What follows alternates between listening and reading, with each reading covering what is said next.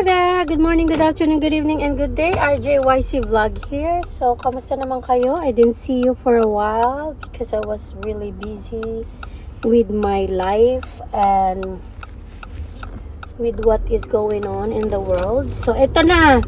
Napakaraming kalokohan ng mga nangyayari ngayon sa bansang Pilipinas. Mga updates sa mga buhay-buhay at kung ano-ano pa. So, let's discuss ang mga nakakatawang kabubuhan ng bansang Pilipinas, lalong-lalo na ang inyong presidente. But before that, please like, subscribe, comment, and share. And alam ko, wala pa tayong mga followers na nakikinig. Pero okay lang, magdadaldal ako ng magdadaldal para just in case matigok ako o magurgur ako. Pwede akong dalawin ng pamilya ko sa YouTube. Para makita nila yung mga aking kadaldalan. Anyways, so ito nga, itong gobyernong bangag talaga, wala kayong aasahan dyan. Walang pagmamahal sa mga Pilipino yan. Isipin mo, yun na lang gera. Wala siyang automatic na pagresponde agad-agad sa mga ganyang klaseng emergency.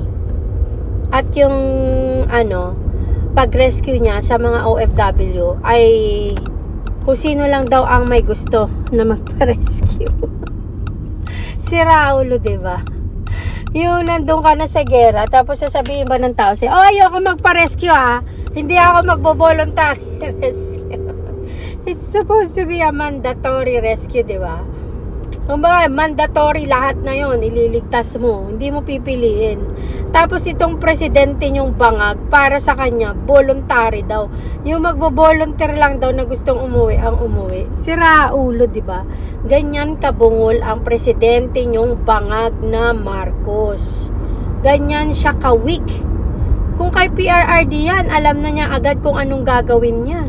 Pero yung presidente nyong bungol, nakakahiya talaga maging Pilipino nung yan na naging presidente, as in nakakahiya to the highest level.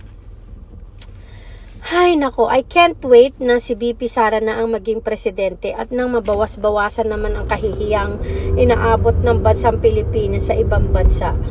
Alam mo yung pinapanood ng ibang bansa ang Pilipinas habang ang presidente nyo ay pumapalpak. Ang presidente nyo nagkakalat, yung ganon.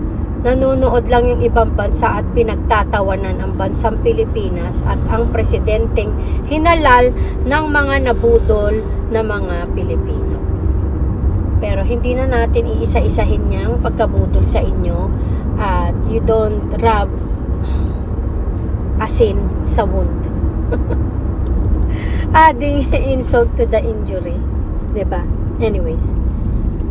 Hay nako, ang isang inaabangan natin ay itong pagpapalaya kay PRRD through interim release, and I've heard na kinokontra ng mga bungol at mga prosecutors na mga bungol din at mga walang puso na I can't wait na si BP Sara na ang maging presidente at lagot talaga kayong mga ng api at ng balahura at sa hindi sumunod at rumespeto sa karapatang pantao ni PRRD. Lagot talaga kayo. As in, magbabayad talaga kayo. Hindi nyo kilala si BP Sara when it comes to that. Mas malala siya kay PRRD.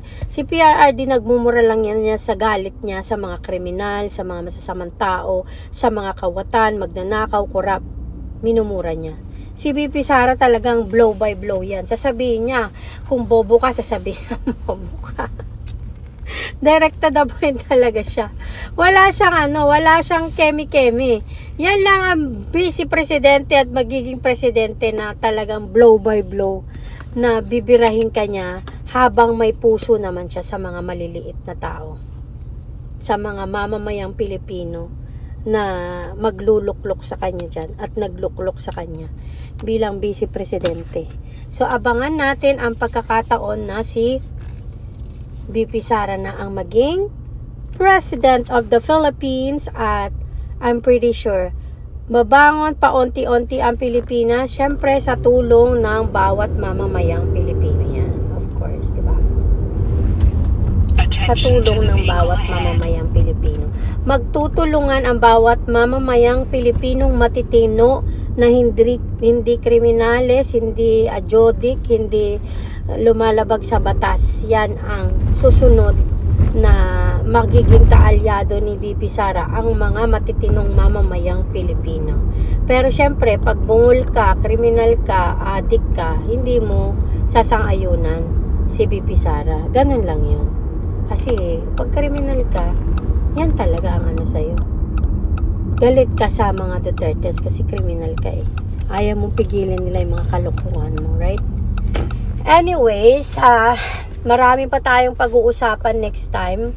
And thank you sa mga actually wala nang nanonood, pero okay lang hanggang sa meron ng manood at makita na ng taong bayan ang aking mga idinadaldal. Again, thank you so much guys for your likes, share, and subscribe. Please like, subscribe more. Thank you so much. God bless. Bye.